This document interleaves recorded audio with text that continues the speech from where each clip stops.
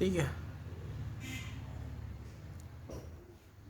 Selamat siang dan salam sejahtera bagi kita semua. Wassalamualaikum warahmatullahi wabarakatuh. Om Swastiastu, Namo Buddhaya, salam kebajikan. Yang saya hormati, Panitia Penyelenggara Lomba Pidato Virtual Universitas Negeri Timur. Yang saya hormati, Dewan Juri dan saudara-saudara sekalian yang berbahagia. Pertama-tama adalah awal dari segalanya. Patutlah kita menyampaikan puji dan syukur kepada Tuhan Yang Maha Kuasa. Karena hanya dalam kemahakuasaannya kita dapat dipertemukan di tempat yang satu ini, suasana yang sama, dan dalam keadaan yang serba prima. Pada kesempatan ini, izinkanlah saya dari SMA Negeri Lurasi untuk menyampaikan pidato yang bertema peningkatan minat baca masyarakat di era new normal, dan bersubtema dengan semangat kasih sayang seorang ibu, kita tingkatkan budaya membaca masyarakat di era new normal. Jika ingin memajukan suatu bangsa, majukan dahulu kaum ibu, karena dari rahim seorang ibu lahirlah generasi sehat cerdas dengan budaya membaca. Dewan Juri yang saya hormati dan saudara-saudara sekalian yang berbahagia. Pada mulanya adalah logos, kata, barulah muncul suatu realitas dalam kehidupan dunia ini. Karena begitu besar kasih Allah kepada dunia, Ia mengutus putranya untuk menyelamatkan dunia dari perbudakan dosa. Bahasa Biblis ini bukan sekadar verbalisme kosong, tetapi sungguh sabdanya telah menjadi manusia dan tinggal di antara kita. Dewan Juri yang saya hormati dan saudara-saudara sekalian yang berbahagia. Membaca pada mulanya dihidupkan oleh kaum ibu dengan kebiasaannya telah menjadi suatu tradisi lisan di saat menina bobokan si jantung hati. Nina bobo, oh Nina bobo, kalau tidak bobo digigit nyamuk.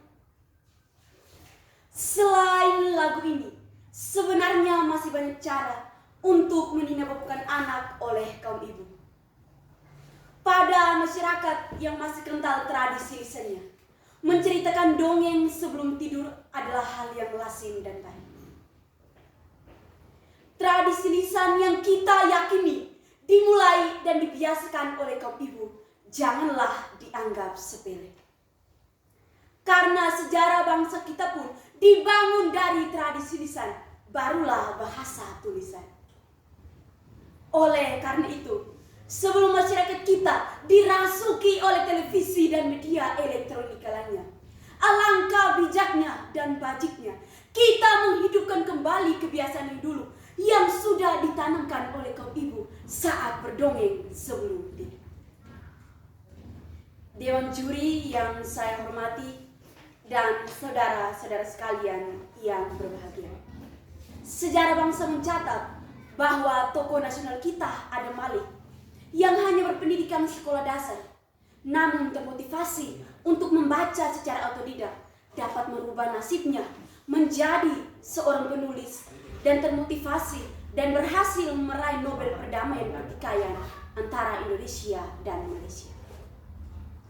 Dewan Juri yang saya hormati dan saudara-saudara sekalian yang berbahagia. Pahlawan nasional kita Adam Malik kini telah hidup di alam baka. Dari Singasana, ia pasti menetaskan air mata kepada Ibu Pertiwi. Ia melihat anak-anak bangsanya bergaya hidup konsumeristik, kurang produktif, tidak inovatif. Padahal hanya dengan membaca, nalar kita dipacu untuk berpikir lebih kritis, sistematis, dan logis. Zaman generasi yang adalah zamannya yang hanya pandai membuat trendy, yaitu zaman now, zaman yang bergelimang, berkecukupan fasilitas, namun kurang berkualitas. Zaman di mana generasi muda mengalami perubahan teknologi, namun bermentat-mentat mengklaim Google sebagai Tuhan Allah yang kedua. Aneh, ya aneh, tapi nyata saudara-saudaraku sekalian. Realitas yang dialami masyarakat kita di era new normal ini merupakan suatu tantangan sekaligus rangsangan bagi kita, bahwa bangsa Indonesia sudah harus bangkit dan keluar dari zona nyaman yang telah meninabobokan kita. Kita sudah saatnya bangkit untuk menggiatkan budaya membaca. Saudara-saudaraku sekalian, ada kiat-kiat yang sudah sedang dan terus dilakukan guna memasyarakatkan budaya membaca. Ada karya sastra masuk sekolah, kegiatan lomba literasi seperti ini, dan pemberian riot dari Dinas Perpustakaan kepada masyarakat pedesaan yang menggiatkan budaya membaca. Dewan juri yang saya hormati dan saudara-saudara sekalian yang berbahagia. Tanggal 17 Mei yang akan kita peringati sebagai Hari Buku Nasional dan 8 September sebagai International Literacy Day kini mulai goyah semangatnya.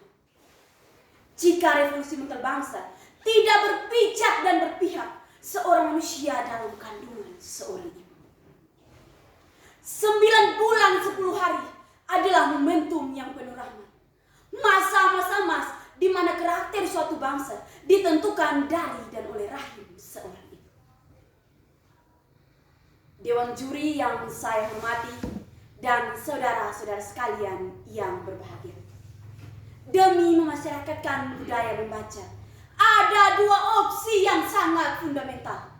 Pertama adalah kesehatan kaum ibu.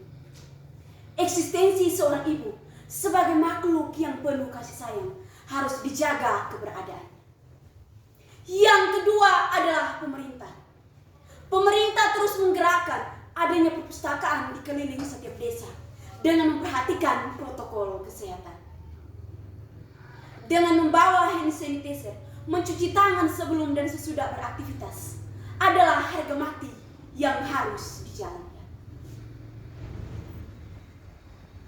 Dewan juri yang saya hormati dan saudara-saudara sekalian yang berbahagia. Jika kedua opsi fundament itu diamalkan dalam diri kita, niscaya generasi emas tahun 2045 dan bonus demografi nanti, bangsa kita akan menjadi bangsa yang terpencil di era new normal yang penuh kompetitif. Marilah saudara-saudaraku sekalian, kita sebagai penerus generasi emas, satukan langkah, bulatkan tekad, giatkan budaya membaca sekarang dan di sini. Kemampuan berbahasa menunjukkan kualitas peradaban suatu bangsa. Dewan juri yang saya hormati dan saudara-saudara sekalian yang berbahagia. Demikian pidato saya. Jika ada kata-kata yang kurang berkenan, saya mohon untuk dimaafkan. No human is perfect because perfection belongs only to God. Sekian dan terima kasih.